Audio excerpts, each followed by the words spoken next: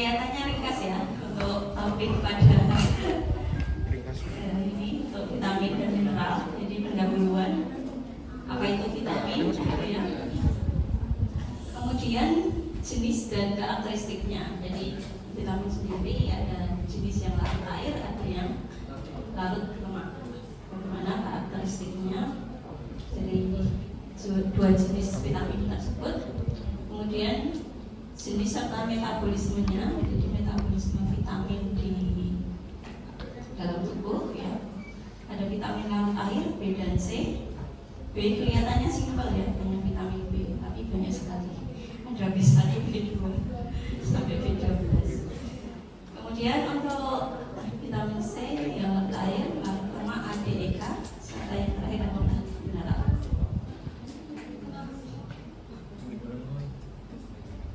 Untuk pendahuluan dari vitamin itu adalah sumber bahan bakar vitamin dan mineral ya. Ini adalah suatu mikro mineral. Jadi kalau kita ingat lagi yang paling penting dari molekul molekul yang akan dimetabolisme ada protein, ada karbohidrat, protein, lemak, dan asam nukleat. Nah itu dalam metabolismenya akan dibantu oleh mikronutrien. Mikronutrien itu berasal dari apa? Ya dari vitamin dan mineral. Jadi kalau kita akan pergi ke dokter nggak enak badan gitu, kadang-kadang ditambah suplemen. Gitu. Sifatnya adalah suplemen ya untuk menambah. Gitu. Jadi bukan sumber satu-satunya.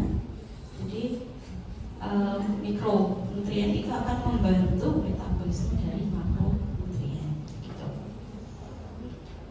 Untuk vitamin sendiri adalah senyawa organik.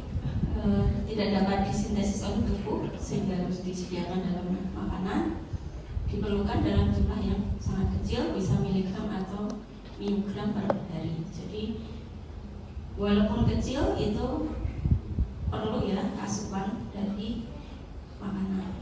Sedangkan yang mineral ini anorganik, harus disediakan juga dalam makanan. Ini diperlukannya bisa bervariasi, bisa gram per hari, miligram per hari, hingga miligram per hari.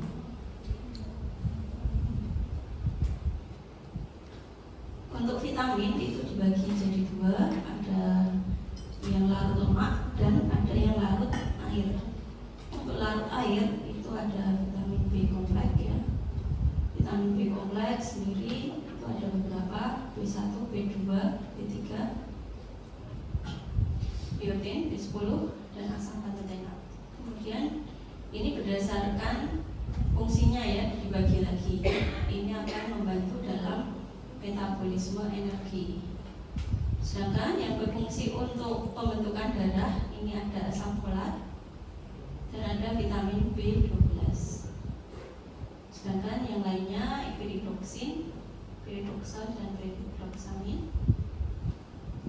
Yang non B kompleks itu ada vitamin C. Ini yang water soluble. Sedangkan untuk yang larut lemak fat soluble ada vitamin A, nama lainnya adalah retinol. Vitamin D, folate acetylcholine. Vitamin K ya, phylloquinone, dan vitamin E, tocopherol. Ini yang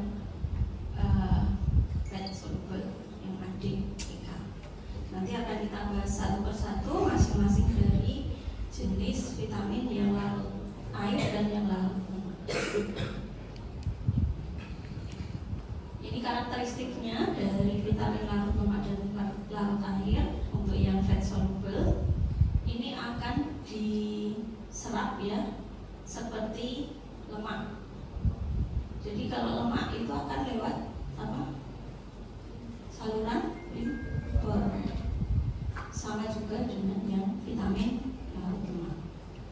Sedangkan yang vitamin larut air ini di usus, kemudian dia akan masuk ke darah. Untuk transport dan penyimpanannya seperti sifatnya fat soluble, dia tidak suka dengan air, dia harus berikatan dulu dengan protein ya. Seperti yang kemarin untuk lemak pun dia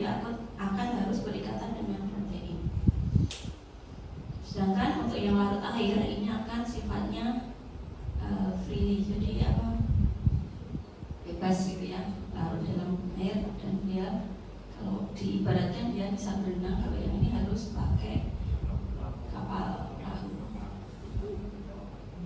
Untuk ekspresi biasanya dia akan di metabolisme dulu, kemudian dikeluarkan lewat feses ya. Jadi mempedu kemudian feses juga bisa dia dan disimpan, tidak langsung dikeluarkan.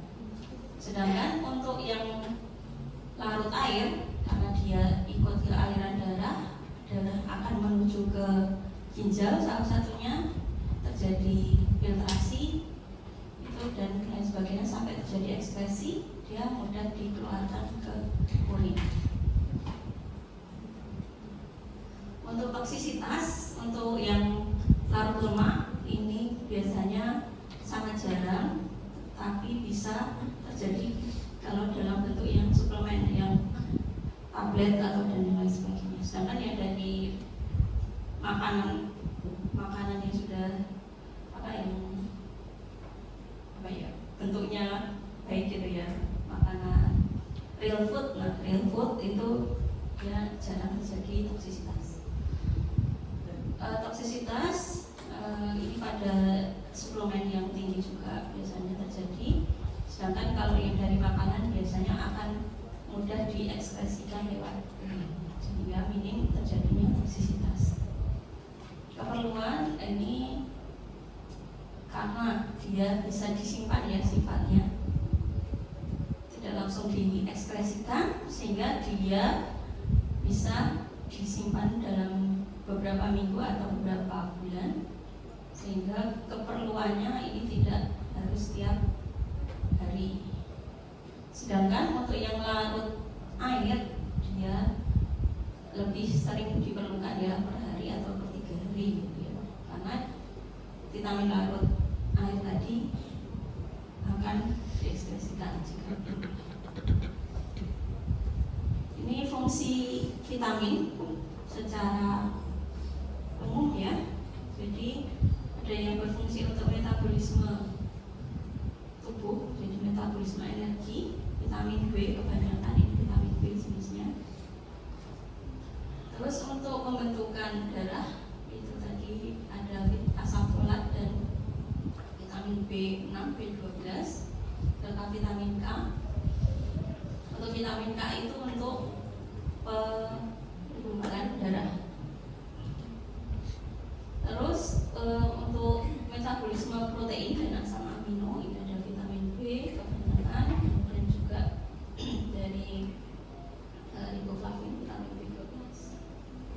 Terus untuk kesehatan tulang ini sudah kita bahas beberapa yang ada kaitannya dengan blok muskuloskeletal ya. Ada vitamin D ya, pernah ingat? Vitamin D. Nah, kaitannya dengan hormon apa waktu itu? PTH, paratiroid. Terus ada vitamin A, vitamin K, vitamin C. Ini juga untuk kesehatan tulang. Terus untuk ekspresi gen itu ada vitamin A sama vitamin D. Jadi ada bagian dari gen itu yang regulator. Jadi kalau masih ingat di bagian depan sebelum mulainya transkripsi itu ada gen regulator. Itu salah satu komponennya bisa ada vitamin A atau vitamin D. Terus untuk antioksidan ada vitamin E, vitamin C, karotenoid, riboflavin ya. Ini biasa kita sarankan jika pada keadaan inflamasi atau sedang ada peradangan gitu ya. Ini juga dengan antioksidan akan mengurangi peradangan serta untuk menurunkan penuaan, mencegah penuaan. Penuaan pasti terjadi. Oke, itu berdasarkan fungsinya. Jadi fungsi yang umum tadi dari beberapa vitamin serta karakteristik serta benda-bendanya. Kita akan bahas mengenai vitamin larut air.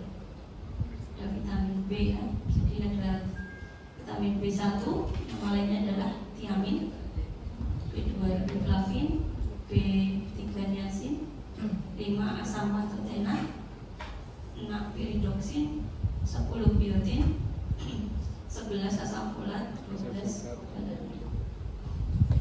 Jadi ini masih meneruskan yang kemarin bahwa dalam enzim dalam pembentukan gitu ya, bagian dari enzim itu ada yang apoenzim dan ada yang kofaktor atau koenzim. Ini yang dari vitamin B tadi. Misalnya vitamin B1 tiamin ini sebagai koenzim dari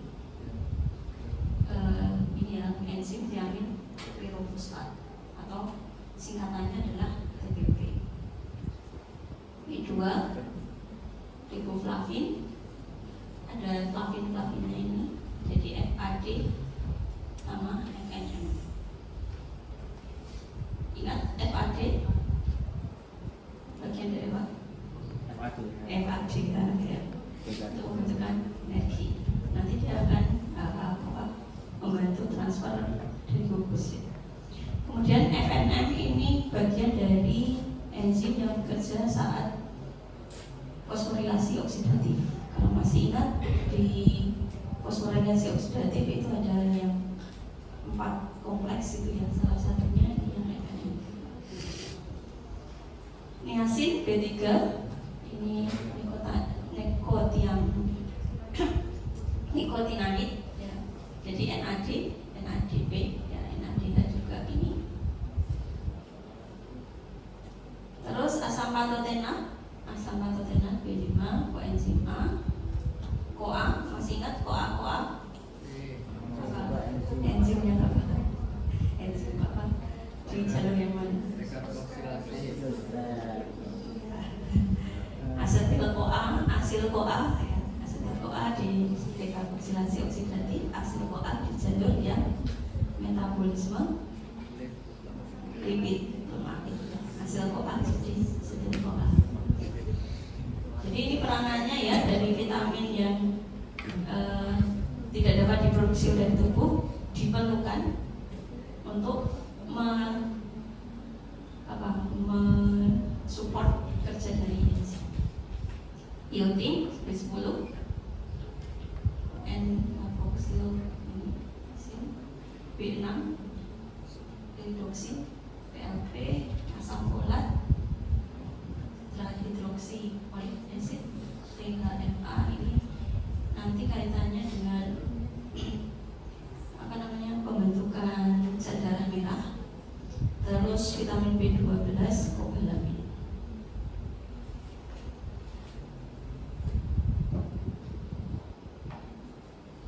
Oke, kita bahas yang pertama, tiamin, vitamin B1. Strukturnya bisa dalam bentuk tiamin seperti ini, atau bisa dalam bentuk tiamin difosfat atau karbanion ya. Jadi ini masih turunan dari vitamin B1 untuk bentuk ini. Ini tidak akan saya tanyakan struktur kimianya, nggak usah dihafalkan ini. Ya. Yes, oh gitu kan. Yes, tahu ini jenis-jenisnya oh gitu ya. kan. Ya bentuknya dalam bentuk apa, vitamin B1. Nah, yang B1 tiamin itu fungsinya adalah koenzim dari tiamin pirofosfat atau TPP yang berfungsi untuk transpetolase enzim dalam jalur pentosa fosfat. Masih ingat jalur pentosa fosfat?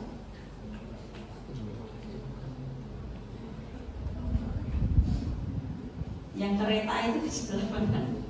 Kiri atas. Kiri atas atau kanan atas? Kiri atas. Kiri. Kalau dari sini kiri atas.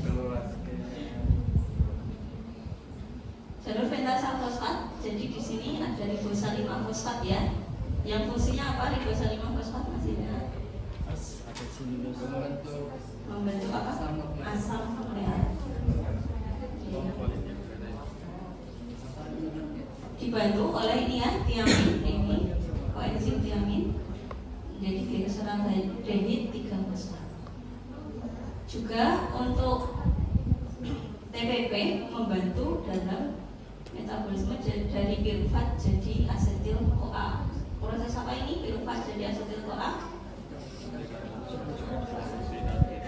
Dekarboksidasi.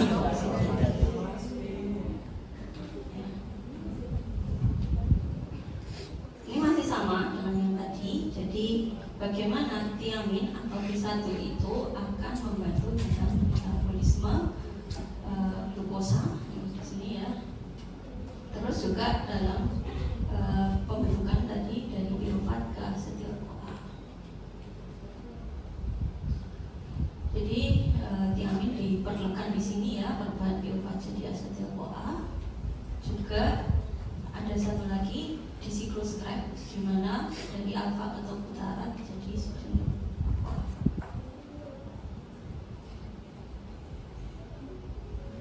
Ini sama sebenarnya, mungkin sudah mengenal ini ya. Yang ini sama dengan dekarboksilasi oksidatif. Kita lihat bagaimana TPP tiamin itu bisa membantu dalam proses metabolisme ini. TPP nama lainnya adalah TDP. Jadi perubahan dari pirufat nanti dia akan mentransfer glukusnya. TPP di sini.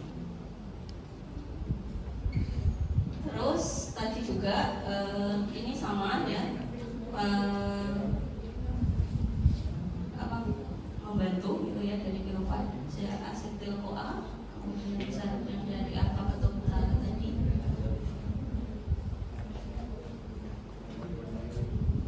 Dan juga yang alfa atau butarat, terus yang ini metil CoA.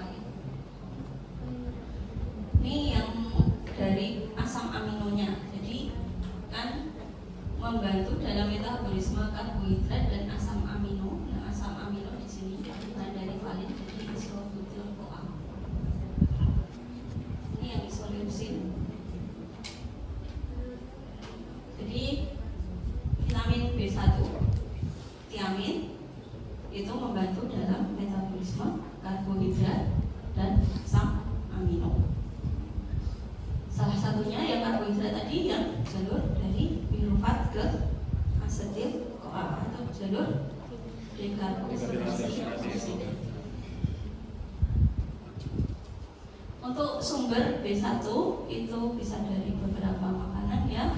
Ini juga tidak akan saya tanyakan, hanya untuk pengetahuan saja. Jadi sumber vitamin B1 itu nanti ada dipelajari lebih lanjut aja di metabolisme itu ya, metabolisme yang apa namanya, penyakit gitu, tuna dan lain sebagainya ya, dari daging-dagingan. Itu untuk vitamin B1. Nama lainnya adalah tiamin. Yang B2 riboflavin. Ini struktur riboflavin juga tidak akan saya tanyakan strukturnya, tapi jenisnya ada riboflavin, MNM, FAV. Atau khusus untuk atar mungkin. Dia tadi dong pertama atar bakal ada. Atar sampai. Jadi bentuknya F, riboflavin, F-nya ini riboflavin. Kalau yang B1 tadi T ya, ke T tiamin, ini F-nya riboflavin. Jadi ada yang tadi enzim MNM dan FAD.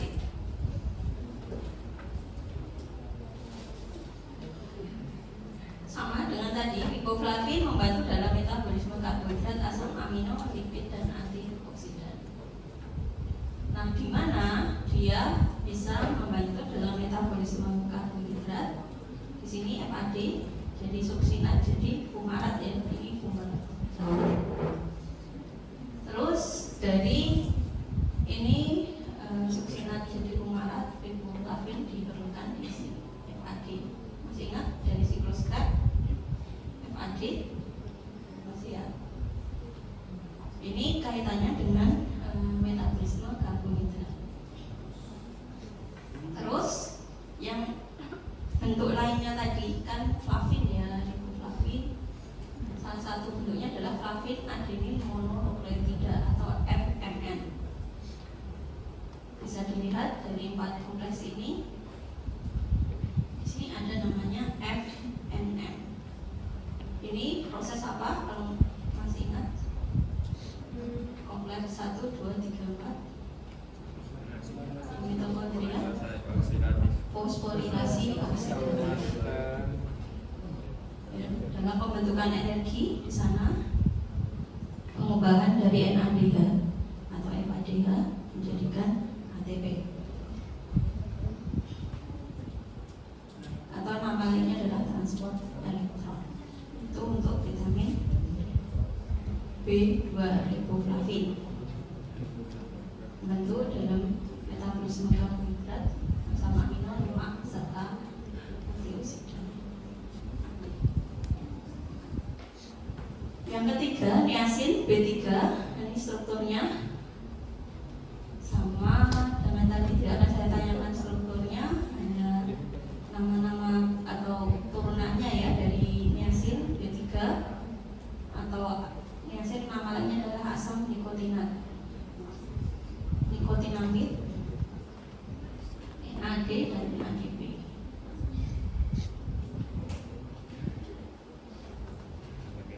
Niacin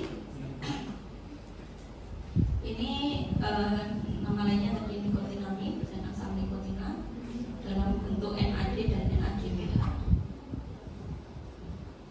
sebagai substrat. Jadi 200 enzim cukup banyak untuk metabolisme karbohidrat, lemak, sama asam amino, sehingga nanti hasil akhirnya adalah untuk produksi energi serta metabolisme. Ya, namanya saja NAD ya. Kemarin beberapa dari reaksi di metabolisme karbohidrat dihasilkan NAD dari proses yang apa saja kira-kira? NAD glikolisis, terus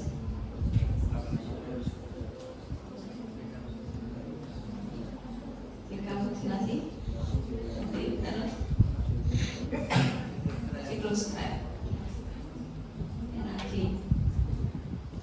Terus ada juga dari NADPH ya, itu salah satu bentuk dari niacin.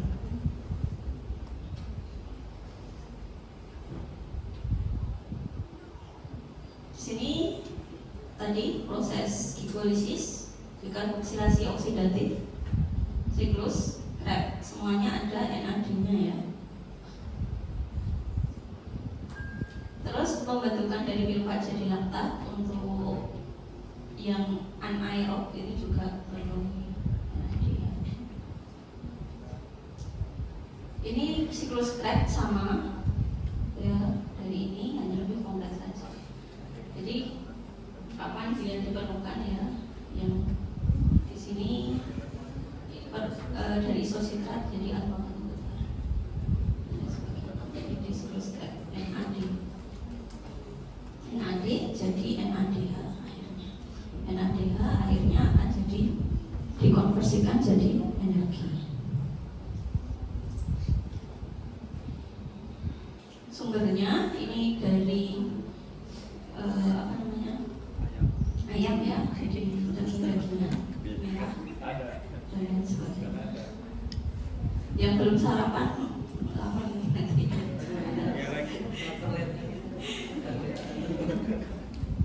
Oke, ini tidak saya tanyakan juga, untuk pengetahuan saja sumbernya dari mana. Jadi hampir mirip antara B1, B2 sama B3 tadi, sama-sama kaitannya dengan metabolisme energi ya, makronutrien. Dia sumbernya juga mirip-mirip dari biasanya untuk dari vitamin B ini saling melengkapi, jadi tidak hanya dari satu daging itu bisa ada vitamin B1, B2, B3 nya. Oke, kita sudah belajar B1, B2 dan B3. Lanjut ke B5. Untuk B4 tidak ada ya. Namanya adalah asam pantotenak.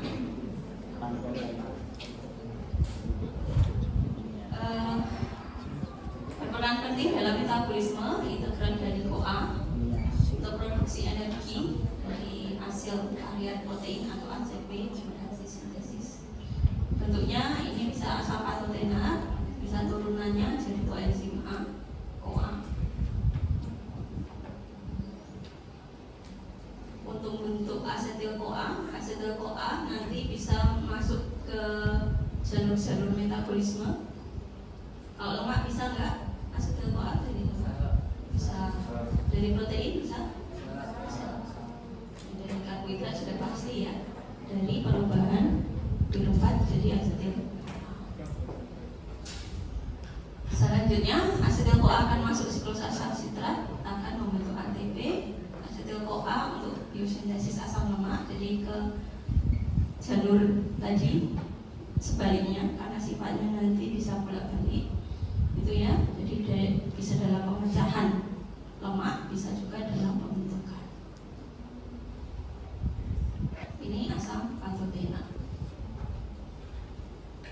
Ya, ini asetil CoA itu akan membantu dalam berbagai jalur glukosa, asam amino dan asam lemak. Ini sudah belajar ya di tutorial hubungan antara intermediate metabolisme karbohidrat, lemak dan protein.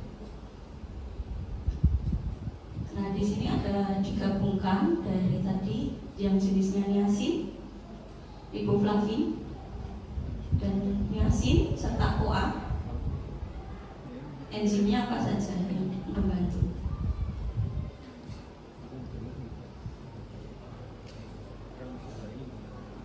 Yang ini dari glukosa ya, biasanya glukosa di tengah, ini agak beda. Jadi B4 jadi asetil CoA, apa saja yang membantu. Kemudian dari yang lemak, pemecahan lemak, asam lemak dan gliserol. Lemak nanti akan ke asetil CoA dan asetil CoA.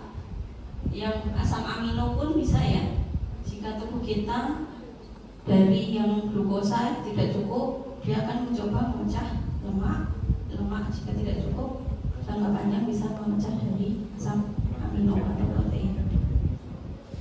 Untuk protein bisa masuk ke beberapa jalur ya, bisa ke asetil CoA atau bisa langsung ke siklus Krebs.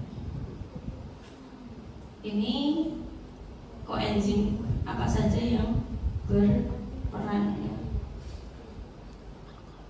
Jadi dari vitamin B1, B2, B3 dan B5 tadi itu akan saling bersinergi semuanya dalam metabolisme.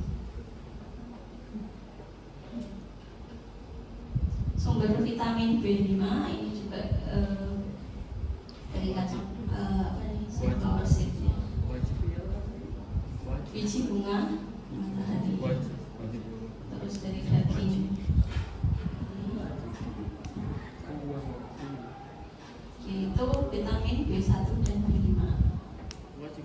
Ada pertanyaan dulu? B1 tadi nama lainnya? Diamin. B2, Riboflavin. B3, niacin, B5, B1, T ya tadi, T, asetannya tadi, terus yang B2, F ya, dalam MAD atau MMN tadi, riboflavin juga, B3, niacin, NAD, NADPH, yang B5, CoA. Jadi kira-kira sudah bisa menjawab sekarang kalau misalnya ditanyain orang sekitarnya, kok saya dikasih vitamin B gitu? Kira-kira membantu dalam metabolisme makronutrien tadi ya, bisa ke arah yang karbohidrat, lemak atau asam amino, sehingga energi yang dihasilkan akan lebih maksimal gitu ya. Jadi lebih enak badannya, lebih bugar. Oke, sudah cukup jelas untuk vitamin B1 sampai B5. Sudah. Lanjut ya ke B6. B6 nama lainnya adalah piridoksin. Bentuknya bisa dalam ini ya, metil hidroksi atau PN, piridoksin dalam bentuk PL, dan P ini P singkatannya. Ini gambarannya dari kemarin sepertinya sudah jadi tradisi. Kemarin dari sini terus itu gagal kayaknya. Jadi vitamin B6 ini P lagi bentuknya, gambarannya seperti ini ya, piridoksin. Ketika senyawa akan dikonversi jadi koenzim aktif membentuk piridoksal fosfat atau singkatannya adalah PLP, yang terutama terlibat dalam metabolisme asam amino. Ini tiga jenis ini ya bisa dikonversikan dalam bentuk PLP, piridoksal fosfat. Jadi ini sih reaksinya bisa bolak-balik seperti ini sampai nanti berubah bentuknya atau jadi turunannya gitu ya. Terkonversi antara vitamin B.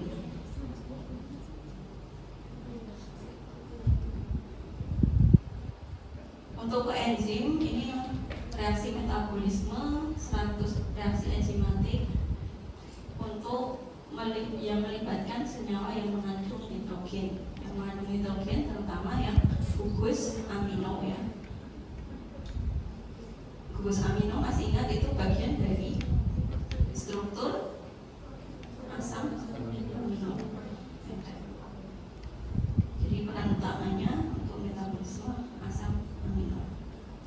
Contohnya di sini yang antara amanin, ini salah satu jenis asam amino ya. Dari glutamic acid jadi alanin, gugus yang NH2-nya akan dipindah gitu.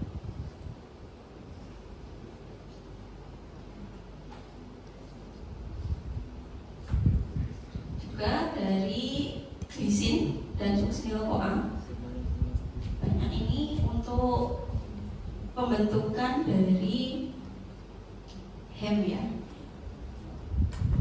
salah satu bentuk dari sel darah merah hemoglobin. Ini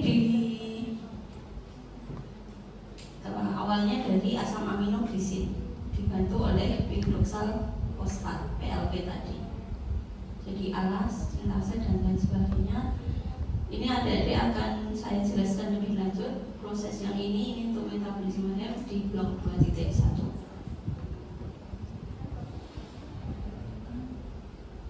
Vitamin B6 ini sumbernya dari kentang, tuna dan lain sebagainya. Ini saya ambil dari buku bahasa Inggris ya, jadi jenis-jenisnya ada yang pistachio dan lain sebagainya, itu jarang di Indonesia. Oatmeal itu piridoksal, fungsi utamanya adalah untuk metabolisme asam amino ya, kaitannya dengan gugus asam amino tadi memindah. Yang B10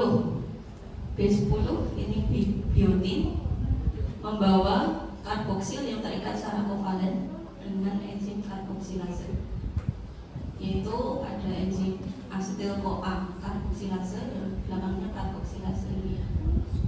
propionil, pirufat, metil karboxilase. Ini biotin strukturnya. Bagaimana biotin akan berikatan dengan enzim? Ini sel residu ya, dari sil biotin. Bentuknya bisa biotin, ini juga bisa dalam bentuk karboksi bioksitin.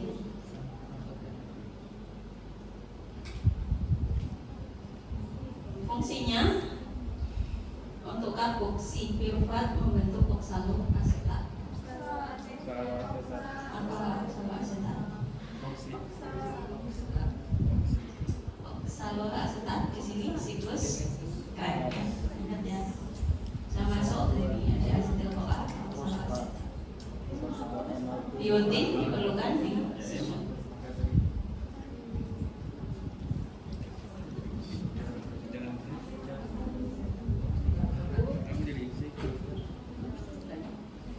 Ini berfungsi saat gluconeogenesis ya. Yang sumber B10 biotin ini dari ikan salmon, telur dan lain sebagainya. Oke, itu vitamin B10. Masih mirip-mirip ya tadi.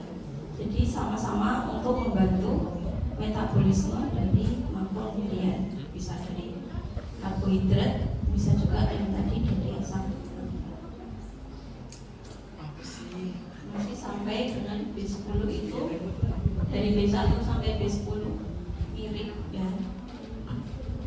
Tadi bisa ke metabolisme makronutrien. Sedangkan untuk yang B11 kita sudah sering dengar ini asam folat. Asam folat biasanya diberikan untuk ibu hamil ya, karena dia akan membantu dalam pembentukan DNA ya, sintesis baru dan adanya DNA. Jadi bentuknya bisa dalam bentuk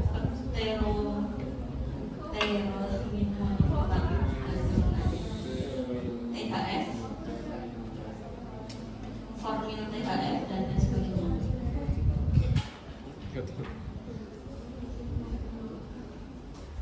Substrat dari asam amino, asam nukleat dan menyumbangkan atau menerima kulit karbon tunggal untuk sintesis dan perbaikan DNA. Jadi terutama yang sel darah merah ya, saat pembentukan sel darah merah. Jika kekurangan, ini tadi sudah ada di pernah lihat itu untuk suplemen ibu hamil, biar tidak anemia, tidak kekurangan sel darah merah atau hemoglobin. Jadi bagaimana THF itu akan membantu dalam pembentukan DNA. Ini contohnya yang urasil nanti THFA menjadi THFA yang bebas, urasil jadi tiamin dan nanti akan membentuk DNA. Ingat ya, ini apa? Urasil tiamin.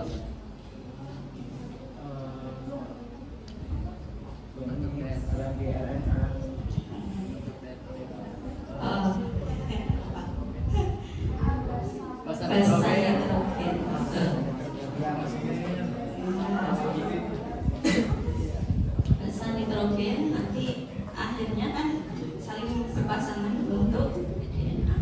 Ini keseparanannya dia ini THF.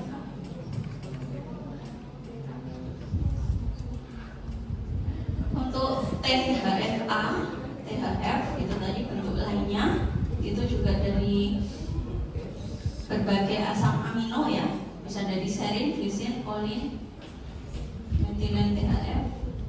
Kemudian ini juga bisa dari histidin bentuk ini, formil THF, dan bisa membentuk urin bagian dari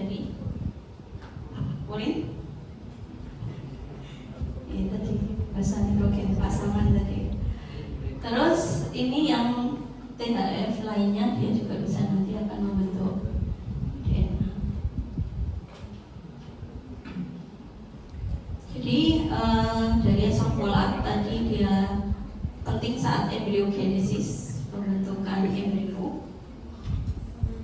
Ini akan mengurangi risiko cacat lahir. Contohnya pada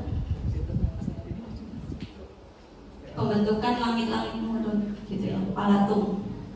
Jadi jika kekurangan itu bisa terjadi sumbing atau cacat atau saraf. Jadi pada saat ini kan embriologi ya, ada udah belajar ya, itu kan ada kanan dan kiri yang nanti akan gabung gini. Jadi saat penggabungan itu kanan dan kiri itu butuh suplai dari vitamin tinggi asam folat tadi. Jadi dia akan, kalau kurang prosesnya tadi bisa terjadi sumbing. Jadi palatungnya tidak menyatu antara kanan dan kiri. Juga contohnya pada saat ini ya, embryogenesis di pembentukan tabung saraf. Jadi di sini spinal cord. Nah ini bisa penggabungannya tidak sempurna sehingga akan terbentuk spina bifida. Ini kayak punya ekor gitu ya, tonjolnya. Makanya ini salah satu suplemen penting untuk ibu hamil. Pada saat ibu hamil itu kan terjadi pembentukan apa namanya, janinnya embryogenesis ya, karena butuh lebih banyak energi vitamin.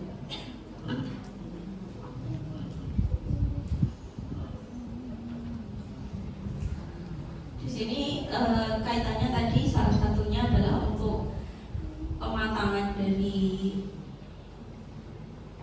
sel darah merah juga ya.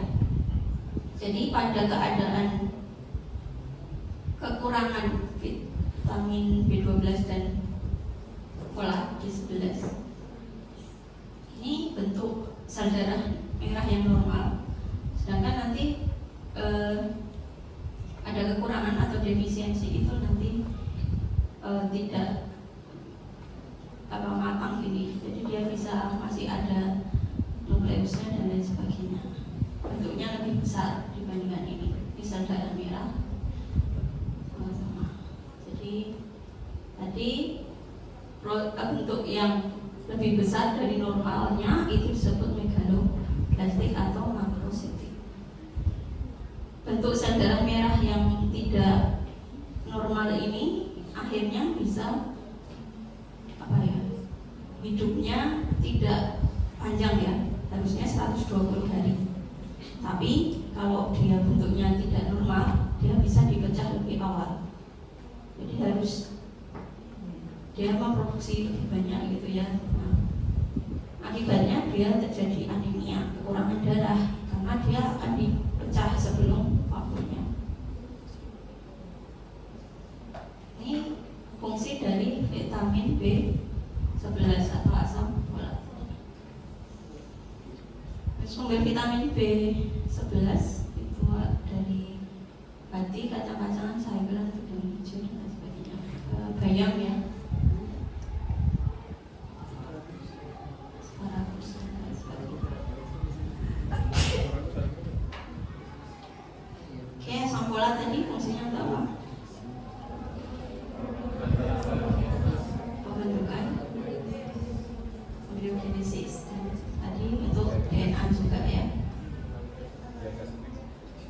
Ya.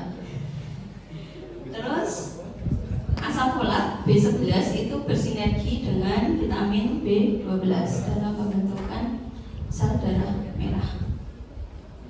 Struktur kobalamin sesuai dengan namanya ya, ada kobalt di sini. Kobalt itu biasanya tembaga ya. Kobalt ini kobalt aja ya. Kobalt. Jadi kobalamin. Jadi dia di strukturnya ada kobalt namanya.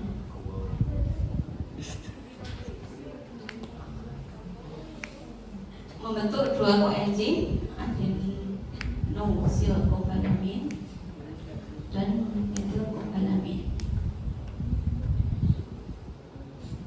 Dia akan bersinergi dengan THFA ya di sini. Jadi Jadi dari methylmalonyl atau methionine sintase ini dia saling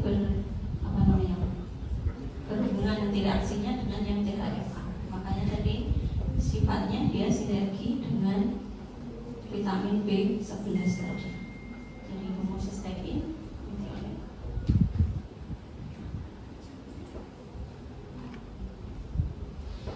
Untuk penyerapannya dari vitamin B12 ini sudah pasti dia larut air ya, vitamin B. Dia bisa dibantu oleh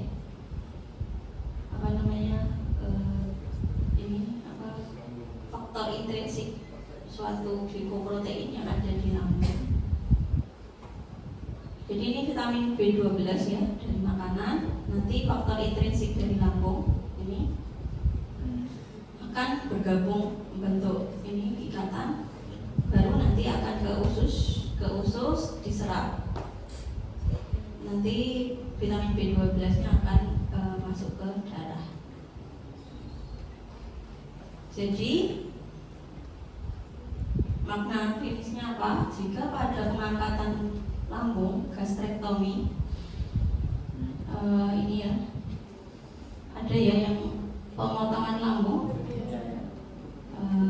bisa pada orang obesitas yang berlebihan gitu ya, biar lambungnya lebih kecil, dia makannya akan lebih kecil sedikit gitu ya.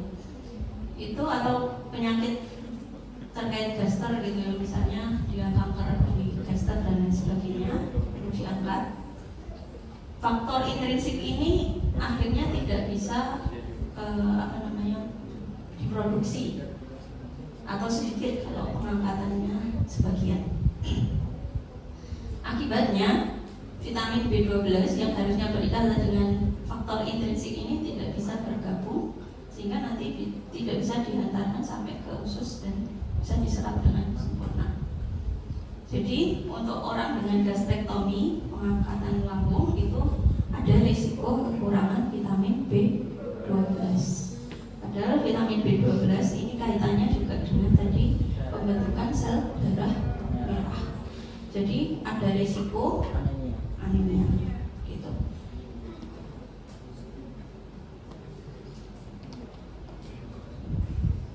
Ini kerjasama antara folat dan vitamin B12 tadi, metylcobalamin.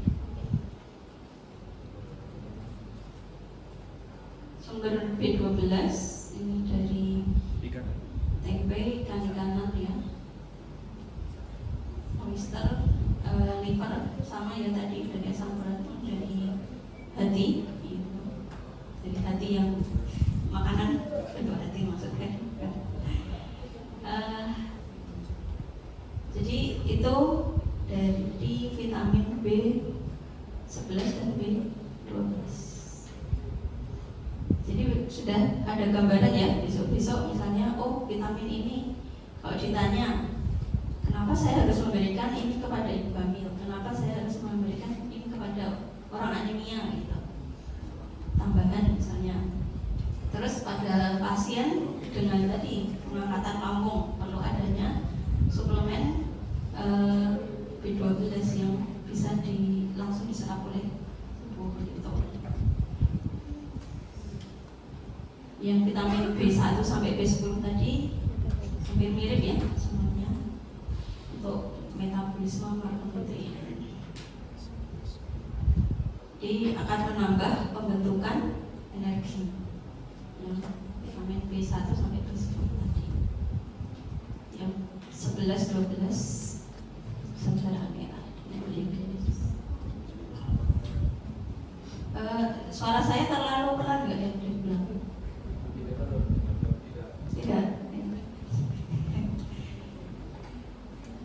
Oke. Ada pertanyaan dari vitamin B? Ini baru bahas vitamin B ya? Sudah berapa jam? 1 jam.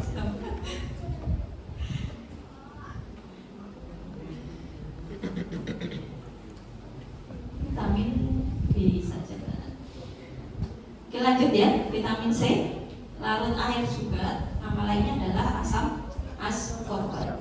Jadi adik-adik kalau nanti baca label makanan kan ada nutrisi itu ya. Kadang-kadang dia menulisnya vitamin C atau bisa ascorbic acid gitu, asam ascorbat itu sama.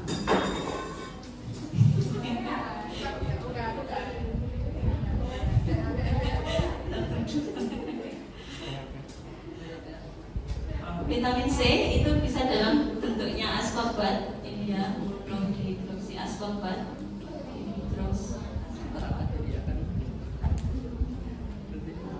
Disintesis dari glukosa dan galaktosa tanaman dan sebagian hewan.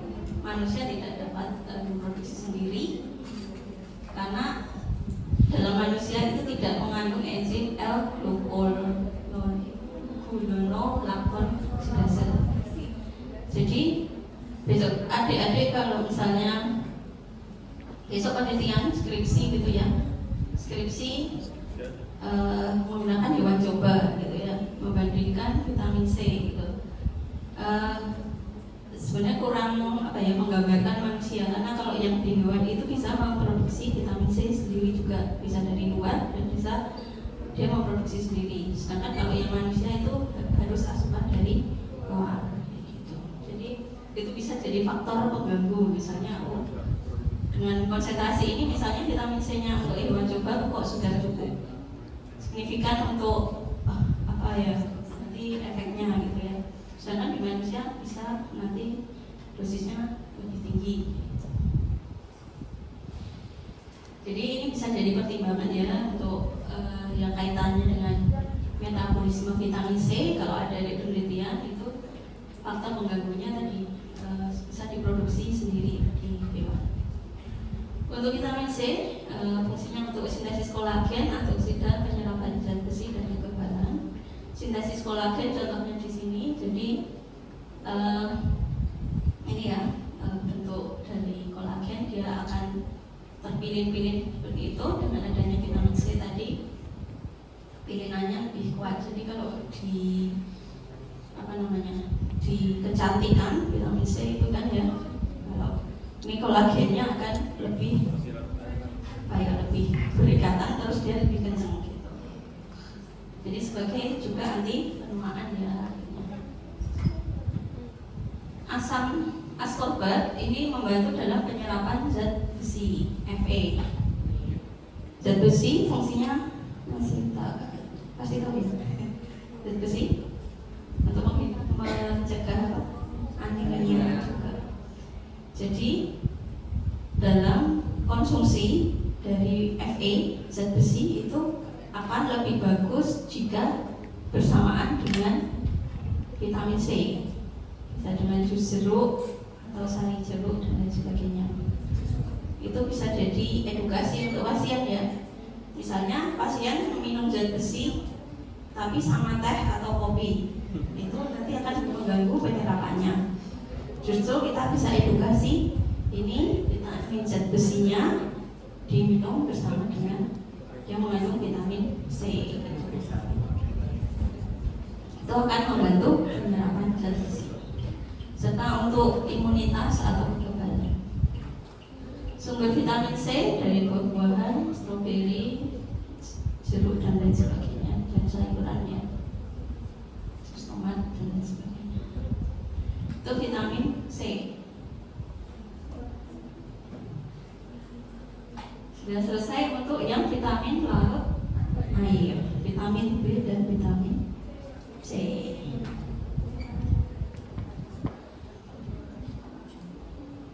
Oke? Kita lanjutkan yang vitamin larut lemak. Ada A, D, E, K. Yang pertama ada vitamin A. Ini retinoid, asam retinoat. Di skincare itu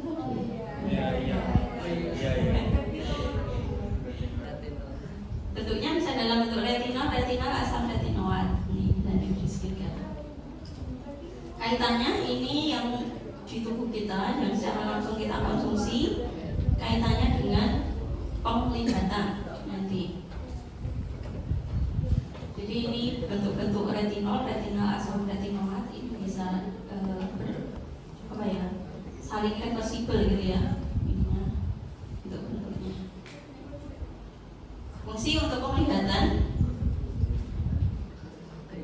Untuk penglihatan sendiri nanti adik-adik bisa lihat di proses di retina di sini.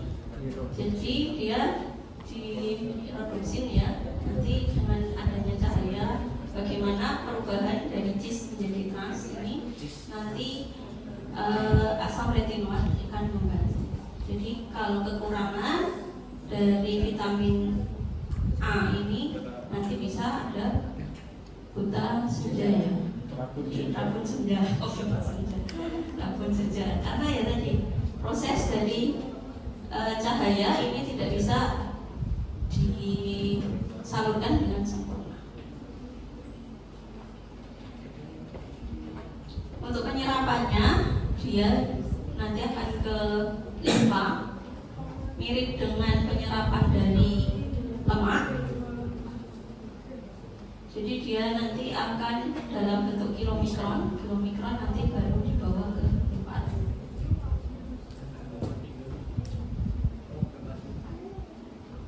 Sumber vitamin A ini pasti sangat mengenal ya.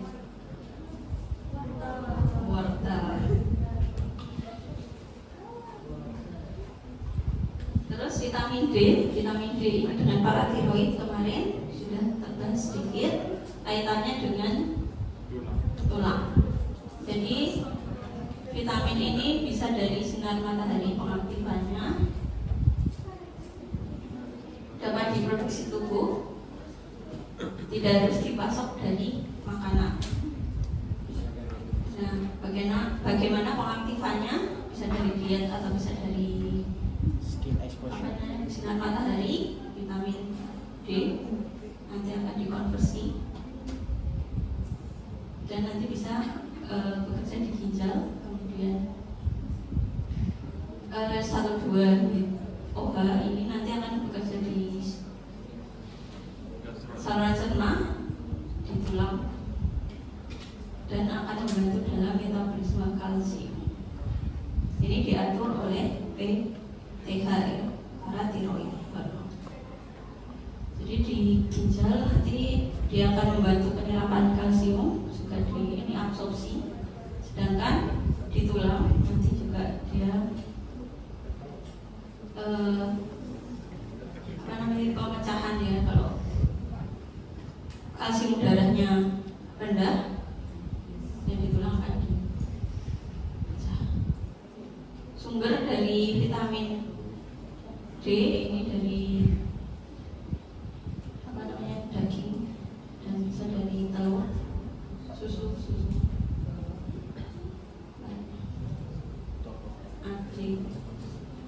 A retinoid, D apa lainnya? Dihidroksi.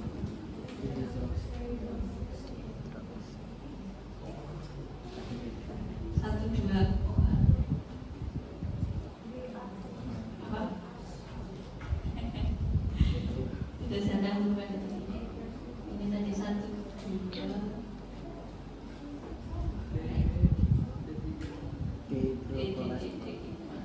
Dihidrokolesterol. 1, 2. 7 dihidroksi Kalsium sama kalsium.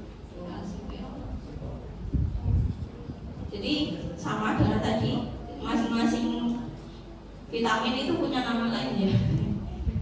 Hidroksikalsiferol, misalnya ada dibaca label makanan, nutrisi itu nanti asam askorbat, vitamin C, vitamin D tadi ya.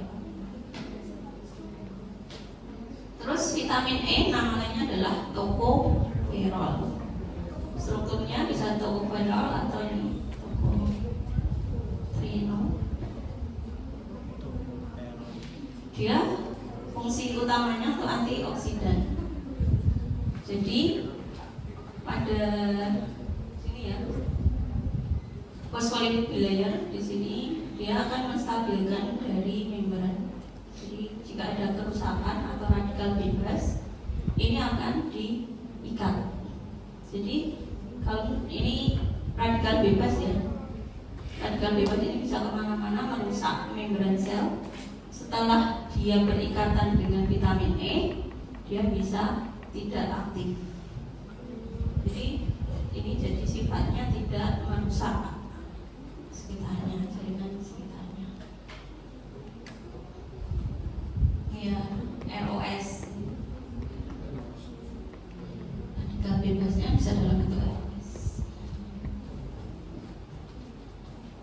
Ini tocopherol atau bisa dalam bentuknya ROO titik ini oksidan kalau ada gambarnya seperti ini.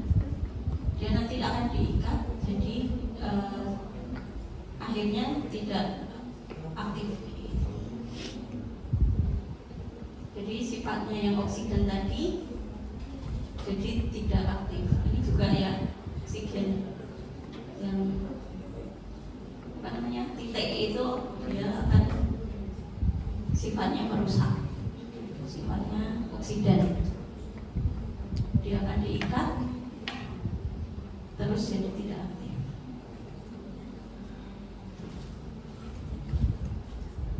Jadi untuk ringkasannya beberapa vitamin itu juga mengandung antioksidan, vitamin E tadi juga bisa, vitamin C juga bisa. Sedangkan di tubuh kita ada beberapa selain vitamin itu sebagai antioksidan. Jadi kita itu sudah dibekali ya dari Tuhan, dari Allah gitu ya. Ada beberapa jenis senyawa yang sifatnya untuk antioksidan. Itu asam urat, bilirubin, dan sebagainya. Katalase ini juga di jalur beta fosfat jika masih ingat. Sumber vitamin E dari kacang-kacangan. Dan yang terakhir ini vitamin K. Fungsi utamanya adalah untuk pembekuan darah. Nama lainnya adalah piloquinol yang mengandung quinol.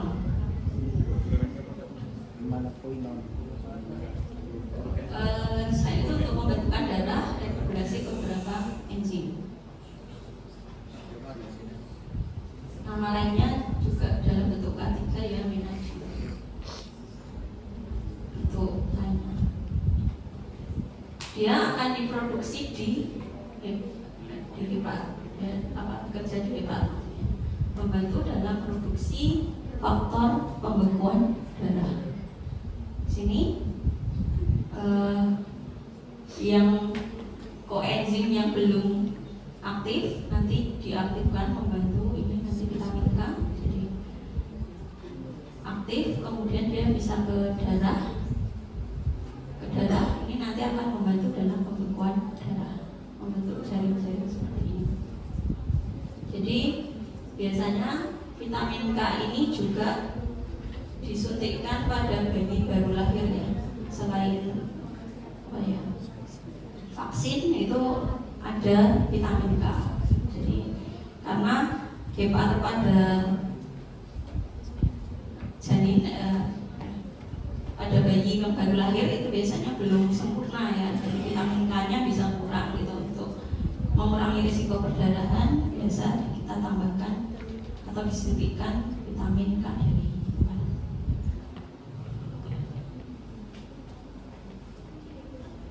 Ini vitamin K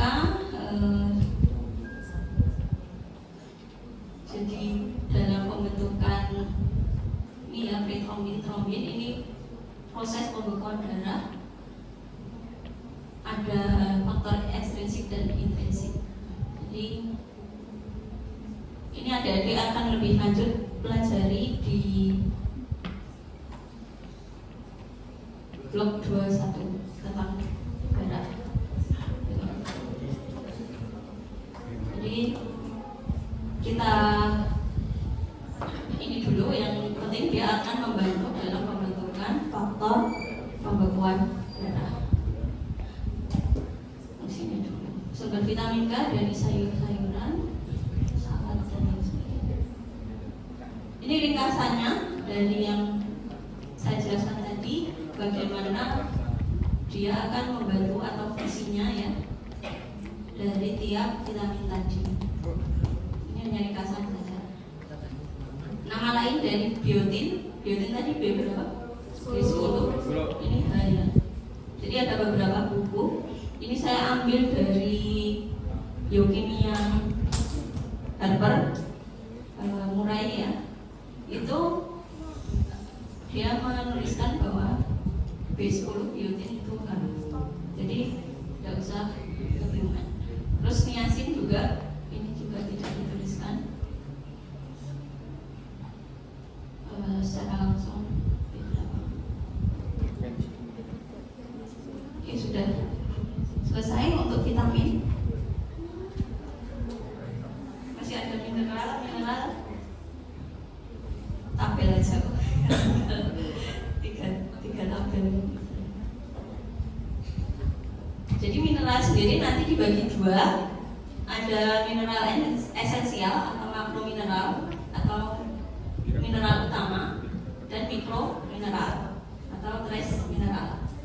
Contohnya yang makromineral ada kalsium, fosfat, kalium, selenium, natrium, klorida, dan magnesium. Ini kebutuhannya cukup banyak ya dibandingkan yang trace mineral tadi. Jadi kebutuhan misalnya kalsium ini bisa sampai 1.200, bisa 1.000 juga sebenarnya cukup ya untuk terbentuk. Terus fosfor 650, ini juga adalah pembentukan tulang sinergi dengan kalsium. Hidroksiapatit yang kemarin kita bahas ya. Yang trace mineral itu bisa dalam bentuk zat besi, mangan, kobalt, iodium, zinc, cukrum, selenium, dan lain-lain. Diperlukan tubuh lebih sedikit ya. Ini misalnya Fe sekitar 10 saja. Mangan dan sebagainya. Iodium. Untuk mineral ini saya ambil dari Harvard. Ini dibedakan berdasarkan fungsinya ya. Untuk pembentukan struktur ada kalsium, magnesium, dan fosfat. Jadi kaitannya dengan struktur tulang. Yang kaitannya dengan fungsi membran nanti ada apa? Sodium, nama lainnya ada sodium, natrium, potasium, kalium. Ini membran. Jadi tadi untuk apa? Intrasel, cairan intrasel dan ekstrasel. Di sana nanti ada pergeseran ya, jumlah kalium dan natrium. Terus untuk bus prostetik ini ada obat biasanya ini sebagai koenzim. Untuk regulatory hormon kalsium, kromium, dan lain sebagainya diperlukan tapi fungsinya belum tahu gitu ya. Ini silikon, vanadium, dan lain sebagainya. Klorida, klorid, ini untuk gigi. Terus bisa di makanan, jika berlebihan akan bersifat toksik, ada aluminium, arsenik, dan sebagainya. Itu berdasarkan fungsinya. Kalau kita lihat fungsinya satu persatu, ini secara umum saja ya, tidak perlu ini. Kalau yang natrium itu lebih banyak di cairan ekstra, yang kalium intrasel, klorida berarti ekstra. Jadi Na dan Cl itu berikatan. Jadi kalau kalsium dan fosfor kaitannya dengan tulang dan gigi. Magnesium ini untuk pembentukan enzim. Sulfur, beberapa vitamin nanti pembentukannya butuh sulfur.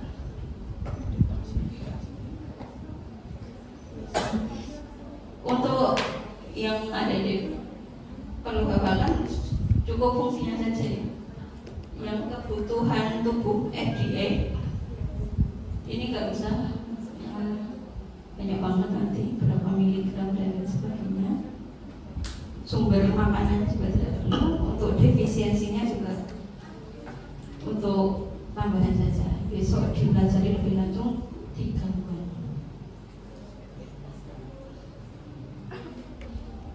Terus yang zat besi, fungsi utamanya pembentukan hemoglobin, saudara. Zinc, enzim dan imun. Biasanya ini diperlukan untuk zinc itu saat diare. Ada pernah dapat zinc, diberikan zinc saat diare?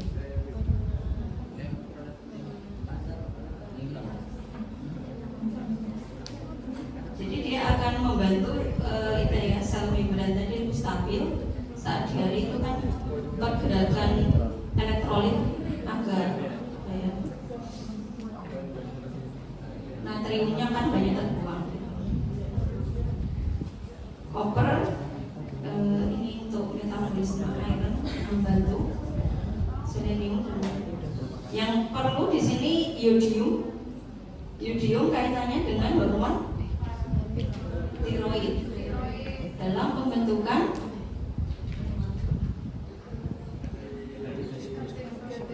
T3 T4 itu ya. Ada I di sana yodium. Jadi kalau kekurangan yodium ini ada penyakit namanya penyakit gondok ya.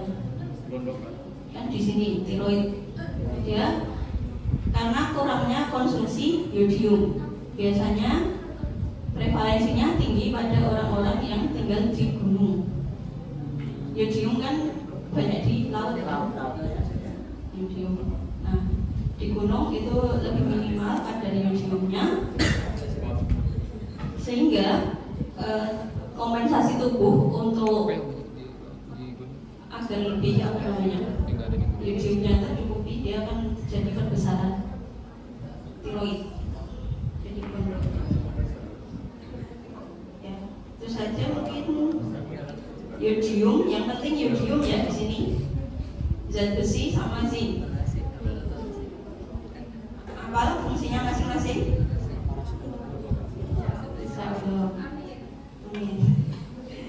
Kalau yang ini kalsium dan fosfat tadi tulang. Natrium klorida banyak di cairan apa? Ekstraseluler. Yang ekstraseluler kalium. Oke, itu saja mungkin yang saya sampaikan terkait dengan vitamin dan mineral. 68 ya ternyata. Saya ingatnya 68 saja. Mungkin agak cepat ya, maaf ini yang saya agak cepat karena slide-nya juga cukup banyak. Ada pertanyaan terlebih dahulu? Tidak? Oke, kita ingat ya untuk vitamin larut lemak tadi, vitamin A fungsi utamanya penglihatan. Terus yang B tulang dan batu ini ya, kalsium. Terus E antioksidan. K pembekuan darah ya, jadi dia akan membantu tadi produksi dari faktor pembekuan darah ya. K. Terus yang mineral tadi yang ada 2, makro sama mikro. Yang makro ada natrium, klorida, potasium, kalsium, fosfor. Terus yang mikro ada zat besi, zat yodium,